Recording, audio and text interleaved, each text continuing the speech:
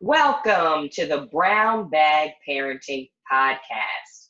I am your host, Quadia Amin, and this podcast unpacks modern parenting and empowers caregivers with the necessary skills to enhance child and family well-being.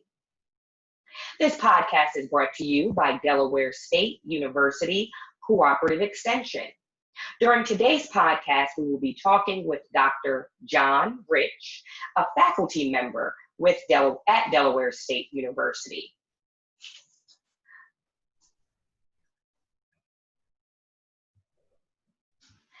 Dr. Rich is an educational psychologist and professor at Delaware State with an expertise in effective parenting and teaching. He has myriad life experiences to go along with his academic knowledge. And his goal today is to help us incorporate effective parenting and teaching practices that we can use with our own families.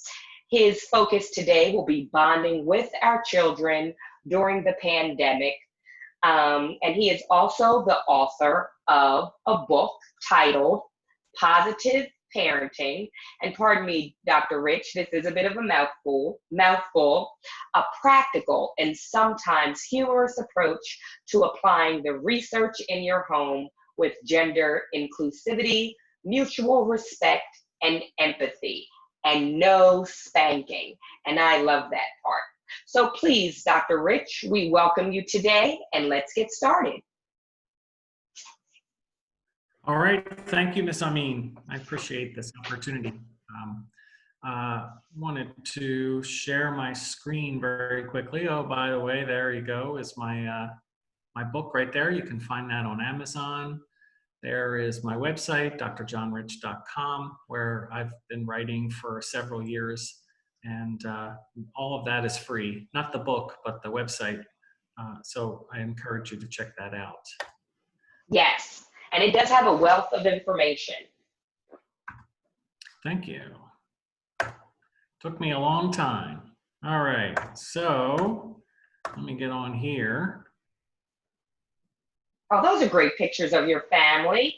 Now I wanted to start, this is a different presentation, but oh, okay. It's a good slide here where I can talk about myself. I call myself a lucky guy. This is my wife, Erin. The older boy here is my son, Josiah, who is currently 16. So these pictures are a little bit older. Mm-hmm. The younger child here is my, as you see, extremely humorous son, Jesse. It's in his genes, right? Yeah, he's the one I think with the humor most closest to my own, which according to the other two people in my family is none. Anyway, so my name's Dr. John Rich. I came from humble beginnings. I grew up in Section 8 housing. The food stamps, I remember way back, it's called EBT now, but I remember you go to the store and how ashamed my mother was at the sound of the tearing the food coupon out of the book. In fact, there were a number of times where my mother would try to calculate like how much the bill was going to be and then tear the bills out before she got in line so that she could hand them over as if they were regular currency. And I really believe that my background, coming from that kind of upbringing is what made me interested in psychology. And I certainly have lots of memories of abusive parenting and parenting that involved a lot of denigrating speech. And before I was a psychologist, I was a minister. And so I've always been interested in trying to teach people to be more kind to one another. And I've noticed something interesting, which is that sometimes the way that we talk to our own kids is we're talking to our children in a way that we would never talk with somebody out in the professional world. You'd never talk with a colleague like that or a friend. And you would think that your children would be the ones that were off limits, but in the safety of our home, there's always things going on that you don't know from the outside. Mm-hmm. So I'll go to the other presentation. Okay. Here is my title slide. Okay. And Dr. Rich, I agree with you wholeheartedly. I am an advocate and of one seeking mental health. I see a counselor rather myself. And, just full transparency, that is one of the things that my counselor has shared with me that was just, it sounds so simple yet so enlightening. He said, you need to manage yourself in your home like you would at work, because I have a soon to be 22-month-old. And it's a lot easier said than done, because like you said, in the safety and comfort of your home, it's kind of like, let your hair down, you're carrying in all of the burdens and the stressors from the day and the environment that you're coming from. And it's kind of like, when you go to work, we put on our professional faces, and at home we feel as though we can just let it all loose. But I have been practicing that, and I will say that not only have I felt a lot better, but I know that, my interaction and engagement with my husband has been more quality as well. Because again, in this COVID economy, I'm spending more time now with my husband than I and my son that I ever have, because we are not leaving the house, because we are sheltering in place. Yeah. So I think that's a really, really important point. So since you have your PowerPoint up, darling, I am going to mute myself, practice proper Zoom etiquette, and I'm just going to turn off my camera because the stage is all yours, sir. But let me say something in response to what you just said. Oh, certainly, by all means. That the rules in professional life about how to act, which are to speak respectfully to one another, and to recognize what the other person is saying, to not get into arguments and fights and denigrate other people. Those rules are there because that's how ethical, responsible people are supposed to act. And so if that's the right way to act, then that's the right way to act with your own children. Absolutely. And your own family. I think that the parenting should be approached holistically. If you do have, domestic partner, spouse, whatever you may have, that also just that interaction with your family, because your children are watching. Yeah. Absolutely. Right. Not only watching, but the way that you interact with your partner is going to influence the kinds of partners that they pursue when they're adults. I like that. You might be it's a concept called the imago, which I could talk about maybe another time. Okay. The idea is that, so if you're in an abusive relationship, you might think that you're taking that abuse, but it's better to stay with your partner, for the sake of the kids. Mm-hmm. But in reality, what may be happening is you're setting up your own children to be attracted to people who are going to abuse them. So it's just something to keep in mind, that when your children are watching you, they're not only watching for cues about how to behave, but there's a part of their brain that is picking up that this is what a romantic relationship is supposed to look like. And they're going to replicate that when they get older. So if you're in a bad situation, you sticking around is potentially setting up your children to live through it as well. Okay, and that's a very important point. Thank you. Now we'll get into the topic at hand. Okay, that sounds good. So again, I'm just going to mute myself and turn off my video. However, I am here, of course, should you need anything. Okay. All right, thanks again, everybody, for coming and watching the webinar. I hope you get something good out of it. So at the moment, this COVID-19 is throwing everybody off balance. We're having to blur the lines between work at home. Up until now, you would go to work at a certain time, and then that would be your work time, and then you would come home, and that would be your home time. And now we're having, even me right here, I'm delivering this webinar inside my home. I have my 2 children and my wife who are in different parts of the house, and they're taking care of things. And it's healthy for people to have specific places and specific times dedicated to the different parts of our lives, and having to stay at home is really making those blurred. We're juggling our regular work tasks, the things that our partner might need, the things that the children need, the things that the house or the apartment needs. If you go to work at 9 o'clock, even if it occurs to you that you have to worry about the leaking faucet, you can't really do anything about it, so you go back to work. But if you're at home and the faucet is leaking, it's very easy to procrastinate the stuff that you might want to try to accomplish for your work life and go deal with the faucet. It's so easy to push things off when you're here at the house being distracted by this and that. So the question is, how do we do it all and maintain our sanity? So the first thing that I want to encourage you to do is think about your life before COVID-19. What was your schedule like? What time did you wake up? What did you do first? What did you do second? When did you go to work? If you were at work, did you take breaks? Did you stop and eat some lunch? Did you talk with any colleagues? And I want to challenge you to try to make your home/work life, now that you're stuck in your house getting things done there in your house, try to make it as similar as possible. I know one of the challenges I have is that I wake up, I get some coffee, and then there are things on my plate and I start working. And if I wasn't having to work at home, I would probably just enjoy my coffee and kind of ease myself into the day, and then I'd get to work, and that's when I would start doing all the stuff. So it's okay for you to do that. It's okay for you to wake up and have your coffee and ease yourself into the day before you start tackling all of the tasks that are on your calendar.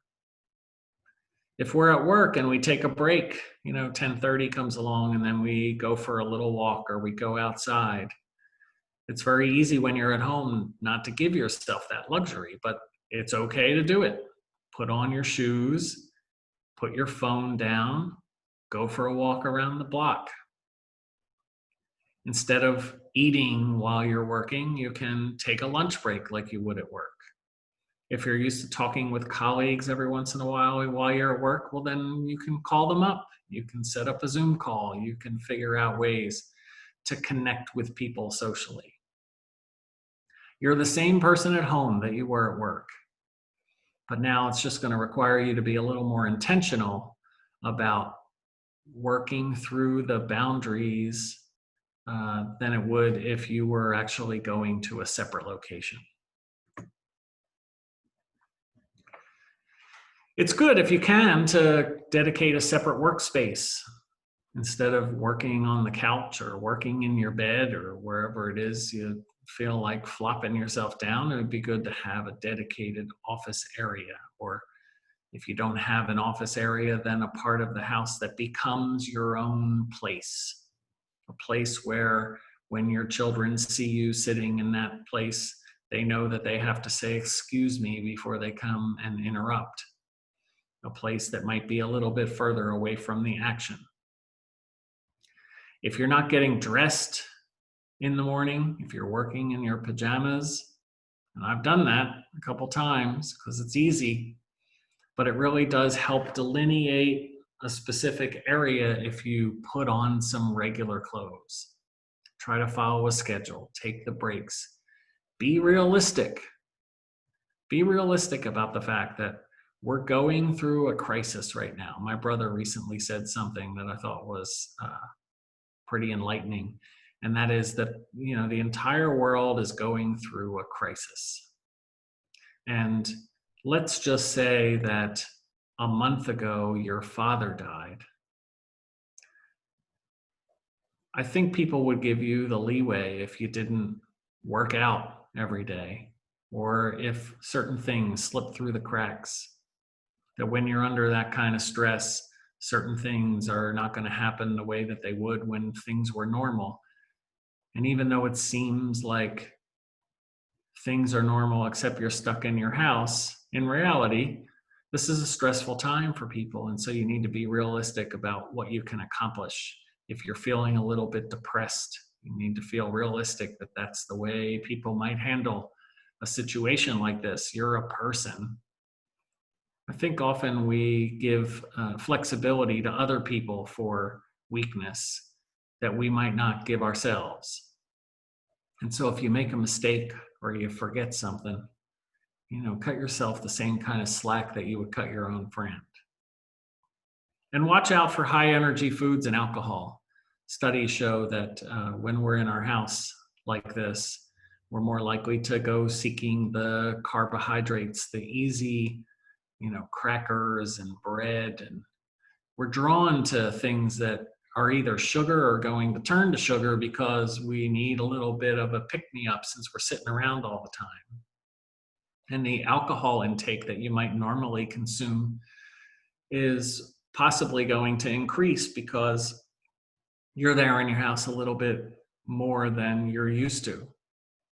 If you used to have a glass of wine with dinner at 7 o'clock, now you're at home, you might find that you started having a glass of wine at 6, or maybe at 5, or maybe at 4. Maybe it started to creep into your afternoon. You got to be careful. This is a time when addictions can start to take hold. Same message about yourself as a person as with your work. You're the same person, you're just trapped in your house. Sometimes you got to put the devices away. You might have told your children that. Why are you always looking at your phone? But you look at your phone all the time too. So every once in a while, just like turn the ringer off your phone, flip it over, try not to look at it for a period of time. Unless you're like an advisor to the Secretary of Defense, where a phone call is a matter of life and death, it's going to be okay if the text that you get waits 20 minutes while you give yourself a little bit of time. And exercise is very important, especially when you're going to be sitting a lot. And so I've given you some things that you can search for on YouTube. There's a yoga class where you can just kind of give yourself some balance and stretch routines. It takes place in the 5 parks of New York City. There's another one. The second one is more of like an Eastern kind of look. And then the Fight Master one is a yoga mixed with martial arts. There's also some strength training exercises for doing strength training without any weights. And if you just search for any of these 3 people, there's some free classes that you can do to try to get yourself a little bit more in shape. We're all turning to jelly here. Caring for your children. You need to remember your children have been thrown off balance too. And yet you have things that you have to accomplish.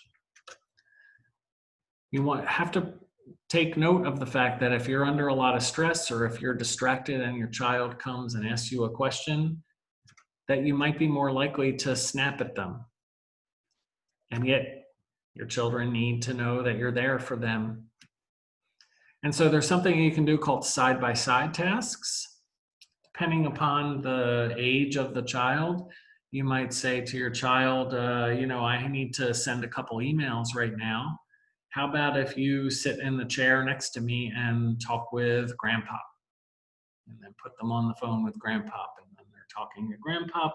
You're getting your work done. And yet you're together even though you're doing separate things. Maybe you have to cook.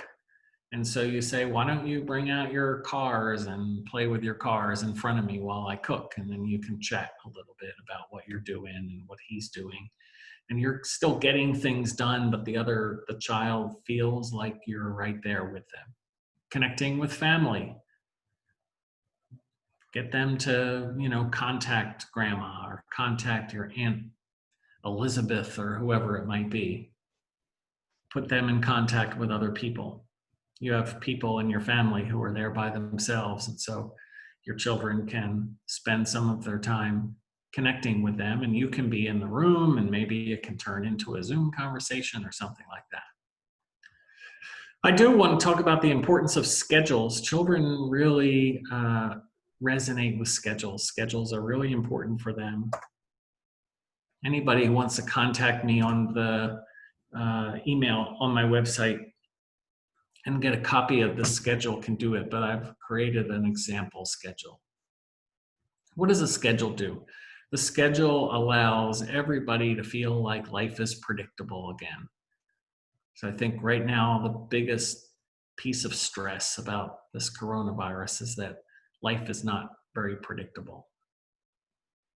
And so with the schedule, we feel like we know what the next thing is, and there's got to be some flexibility around it, of course, but it's a good way for everybody to feel like there are things on the horizon that are enjoyable. There's time being set aside to accomplish the things that need to be accomplished.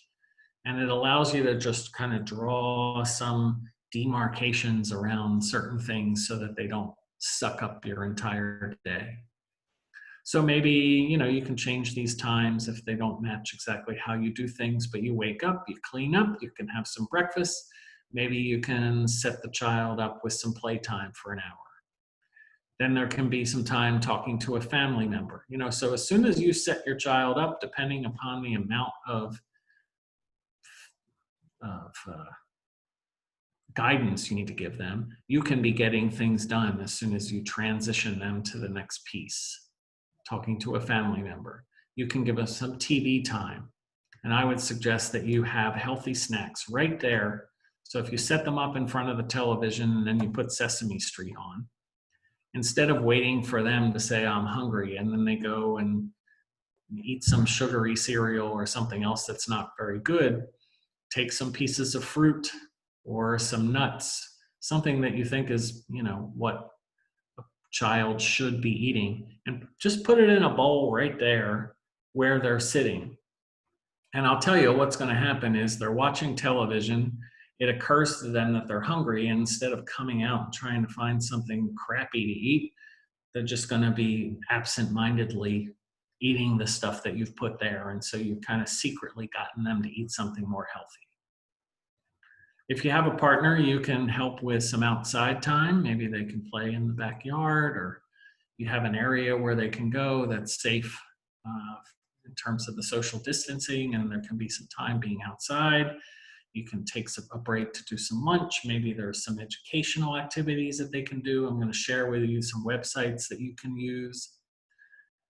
I think that most children should be asked to do chores. And so if chores are going to be a part of the schedule, this is their time to accomplish them. Some more playtime.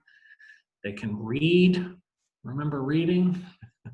And you can have some healthy snacks there while they're reading. Interacting with the pets or going back outside, dinner, and then now that you're past dinner, you're back to the way life was before you had to be trapped in your house, and you can do the schedule the way it would normally be. So really, I would strongly urge you to consider having a schedule for you and your children. I think that here are some ideas for things that you can incorporate into that schedule. And there's a lot of research to show that a schedule, even not in a crisis, especially with young children, is helpful. Children feel more at ease when there's a schedule in front of them. And this last bullet just refers to the fact that if you have a 3-year-old, then the schedule is going to need to be more regimented. And if you have an older child, then there's going to have to be more discussion about, like, when would you like to take care of your chores? When is it that you're going to do your homework? So the process of parenting as your children get older is one from being the dictator who says what's going to happen and when, to being the person who guides the child to take care of what they need to take care of, but giving them a little bit of freedom in there, gradually more and more freedom to accomplish it in their own way. Again, if you send me an email or if you ask Miss Amin, she can send it to you. You can get a copy of this presentation. And these are some apps that you can find on your phone or your tablet or your laptop or whatever device that you use. Some of them are free, some of them cost a little bit of money. And so the first number here indicates like about what age a child should be to find this interesting and doable. And So you have these learning adventures where you can do things that are educational, costs $8 a month. There's another one here for 5-year-olds. It's only $3, where you're doing mysteries and learning lessons. Then if your child is more like a middle child age, for $10 a month, they can learn about coding, practice math and logic skills. These are things that are going to be helpful to them when they get older. This is where a lot of the big time money careers are going to be. Another one for 8 years old, where this is free. They create their own world and play out a story, and then they're going to try to sell you things inside the app, like you can pay money to get a different costume or get a different power or whatever. For right now, Brain Pop is offering animated movies that are somewhat educational but enjoyable. These are good for around 10, 11, 12 years old. And they normally charge, but with COVID-19, they're offering the animated movies for free. And then a final one to look up called Cut the Rope for about the same age. This is also free, but they have merchandise that they have available. So these are some really good things. Like, you know, it's okay for your children to be watching TV as long as you're monitoring what they're watching. It's all right for them to be on their devices as long as there's something valuable to it. And every once in a while, even if there's something not valuable. But here are some ideas for ways that they can feel like they're going on their devices, and yet you can still feel at ease that they're doing something that is useful. Interacting with your children. It's okay to be busy. If your children want to ask you a question, it's all right to say, hold on, but make sure that you take the time to go back. I've had that happen. I'm in the middle of writing something. A child has a question. I say, hey, give me a couple minutes. And then it's my job at that point to make sure that in a couple minutes I go back and check in with them. Yeah, what was it that you were trying to ask me?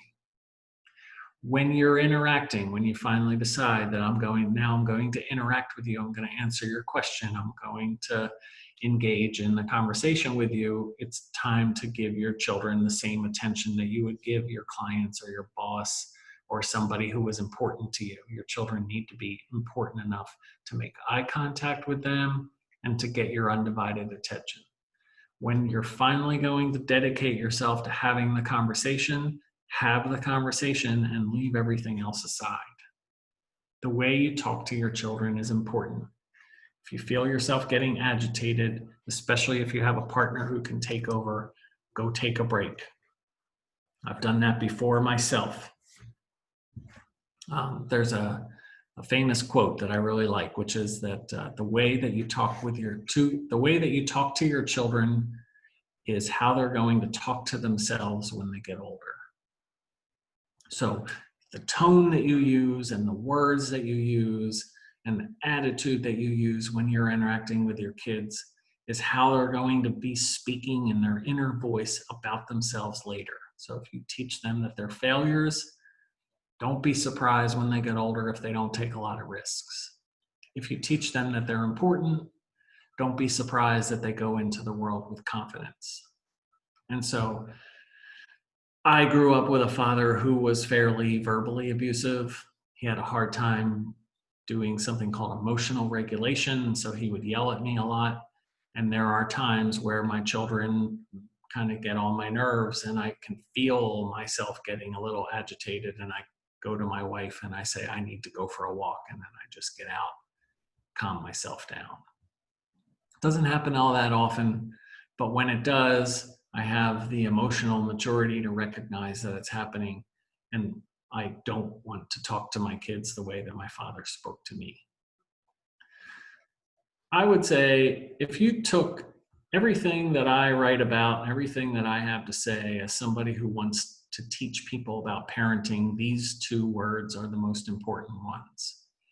Sensitivity, meaning you're paying attention to your children and you can sense when something is really good and when something is really bad.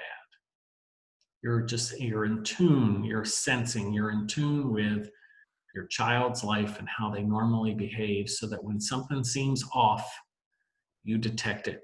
When something seems extra good, you detect it. And then you take the time to respond in a way that draws them out. Sensitivity and responsiveness. This is the key message for how to interact with your kids. You interact with them frequently enough that you know when something is a little bit off, and then you respond to them in a way that is open and inviting so that they disclose to you what's happening. Caring for your partner. It's very hard to make dates, but you can make meals together. You can still give your wife or your husband or your domestic partner compliments. It might not seem like they need it. You see them every day. You do things for them. You want to know if I love you? I emptied the dishwasher. But paying those compliments, everyone loves to hear compliments. Being kind, being respectful, communicating, trying to coordinate with the other person so that things get done and they're fairly distributed. It might seem like at this point, the two of you are just business partners, but you're not business partners. You're still the same people in a relationship, needing to figure out a way to keep it going with a new context. Final thoughts. It might seem like this is all messed up, and yet take advantage of the time. Things are certainly cheaper. Have you noticed that? I'm hardly spending any money on gas. We're not going out to restaurants, so we're eating at home. That's definitely less money. We're not going to movies. We're not paying money for a lot of the frivolous things that we tend to do when we're able to just go about our lives. We're not spending that money right now. We have more opportunities to connect. If you want to talk with your cousin, I'll bet you she's available. She's probably at home. It's a good time to relax. Social distancing is important, but social distancing is not the same as social isolation. You can still reach out to people. You can still interact with people in a qualitative way. In fact, you might be able to deepen relationships because there's more time at your fingertips. The things we worry about, this is a philosopher, his name was Krishnamurti, and he used to talk about how anxiety was often based on worst case scenarios that our brains had created. And if you just step back from the things that are making you anxious, you'll find that a lot of them haven't happened yet. You're worried, well, what will happen if I lose my job? What will happen if my partner cheats on me? What will happen if my kids get into some kind of problem? And yet, when you take a step back from it, you'll find that for the most part, what we're worried about is how we would handle it if it happened, but it hasn't happened yet. And if you take an inventory of your life, I'll bet you'll find that you've encountered challenges and problems before, and you've handled them. They might not have been easy, but you've handled them. And so the things that you're worried about, it's okay to have some anxiety about the things that I've listed, and yet you can't let that anxiety consume you. You have to trust yourself that if they happen, you could handle them, and also be aware that they haven't happened yet. Final question for you is to think about who you are as a person and who you want to be remembered as. And now you're here in this crisis. Okay, it's challenging, it's difficult, but who are you in this crisis? Who do you want to be? When your children are older and they talk about this time, how do you want them to be talking about you? What kind of person do you want them to remember you as? And then as soon as you can figure that out, then be consistent with that person. This is an opportunity to develop and create memories with your children that are going to live with them for the rest of their lives. Thanks for tuning in. I hope you got something out of it, I enjoyed giving it to you. Have a good time. Miss Amin? Yes, I'm here. Can you hear me? I can. All right, perfect. I'm just starting my video. Oh, perfect. And I do just want to, first of all, thank you for your very well prepared and transparent presentation, and for being vulnerable and for sharing your life experiences. What sat with me the most, Dr. Rich, is who are you in a time of crisis? That is such a key component, because I think that a lot of us, we are inundated with the news, with our social media, with everything that's going on the outside, that we kind of forget to stop and self-reflect and remember that we are not our jobs. I close this podcast with, and I'm still going to do it, even though I'm going to mention it here. I close this podcast with, the most important work you will ever do will be within the walls of your home. And that was such a salient point to me, because the majority of the time during this crisis, we have been at home. So even for me, as happy and positive as I think I'm being, how am I being to my partner?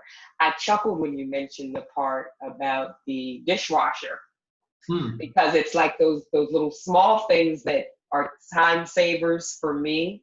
I've been appreciative of, but when's the last time that I may have said, "Oh, you look nice today," or even, "How was work today?" Because now it seems so minute, because we're not leaving the house, but our work is still important.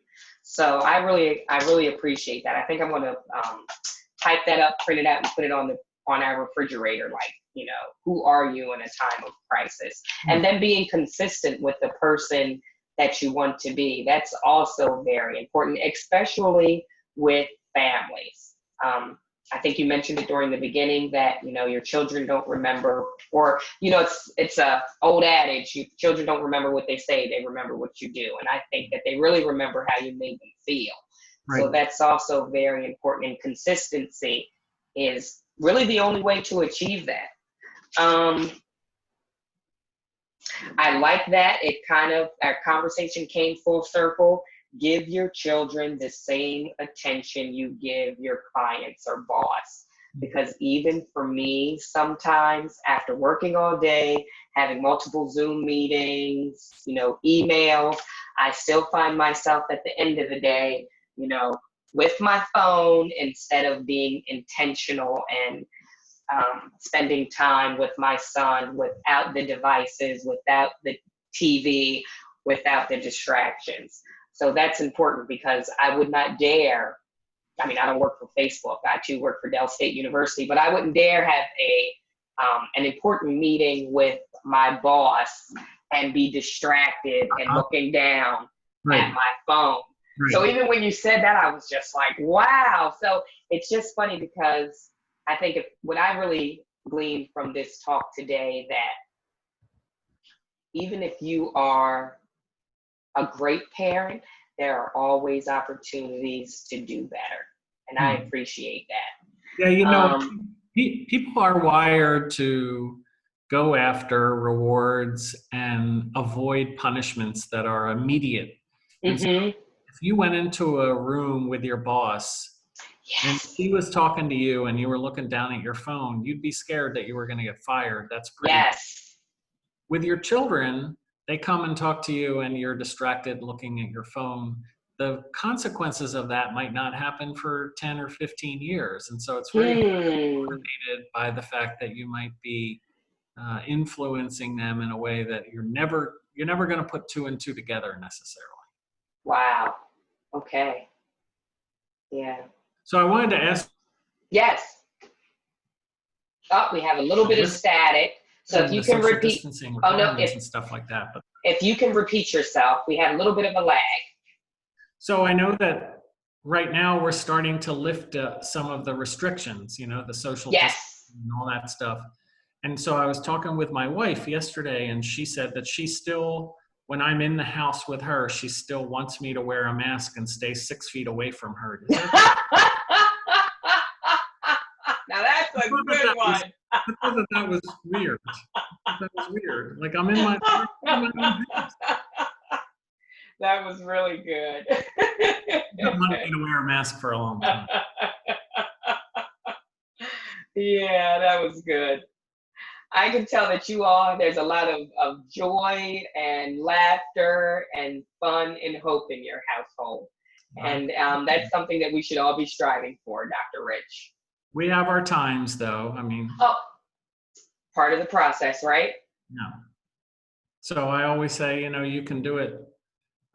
We can do it your way, or we can do it the right way. You know. So that was supposed to be funny too. Oh, okay. Sorry. Womp, womp, womp. Yeah. Anyway, so thanks for the opportunity. Thank you. That was great. That was great. Anybody who reaches out and wants any of the materials, or they have a question and they want me to address it, you know, might be able to work something out. Okay. And again, I did order your book. Oh. I sure did. Yes. Positive Parenting. It's available on Amazon, less than $20. Don't I sound like the saleswoman? And again, if you are unable to order the book right now, you can still obtain gems from your website and blog, which is drrich.com. Yes. drjohnrich.com. Yes. So I appreciate your time and expertise, Dr. Rich. I wish you I went too fast. I wish you a happy quarantining and a great weekend. And listeners, thank you for joining us for the Brown Bag Parenting webinar. If you should have any questions, please feel free to reach out. My email is below. And again, the most important work you will ever do will be within the walls of your home. Take care, and we'll see you next week.